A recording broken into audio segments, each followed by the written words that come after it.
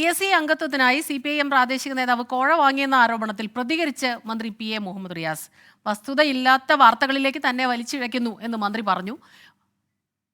പറഞ്ഞിരിക്കുന്ന വിഷയങ്ങളിൽ വസ്തുതയില്ല എന്ന് മനസ്സിലായാലും അത് ചിലർ തിരുത്താറില്ല. അതിനെതിരെ നിയമ നടപടി സ്വീകരിക്കുമെന്നും ഇപ്പോൾ മന്ത്രി വ്യക്തമാക്കുന്നു. തുടർച്ചയായി നെഗറ്റീവ് പ്രശ്നങ്ങളിലേക്ക് തന്നെ വലിച്ചെടുക്കുകയാണ്. അതിൻ്റെ ലക്ഷ്യം എന്താണെന്ന് ജനങ്ങൾക്കൊക്കെ അറിയാം. എന്നാൽ ഇങ്ങനെ വലിച്ചഴക്കുന്ന വിഷയങ്ങളിൽ വസ്തുതയൊന്നുമില്ല എന്ന് ബോധ്യമായാലും വലിച്ചഴക്കുന്നവർ അത് പിന്നീട് തിരുത്താനോ വിശദീകരിക്കാനോ തയ്യാറാകുന്നില്ല. ഇതിങ്ങനെ തുടർന്നുകൊണ്ടേയിരിക്കുകയാണ്. ഇതൊരു അന്യായമല്ലേ ശരിക്കും? അപ്പം അതുകൊണ്ട് തന്നെ എല്ലാ അതിരുകളും കടന്നു വരുമ്പോൾ അതിനെതിരെ നിയമ നടപടി സ്വീകരിക്കണമെന്ന് തീരുമാനിച്ചിരിക്കുകയാണ്.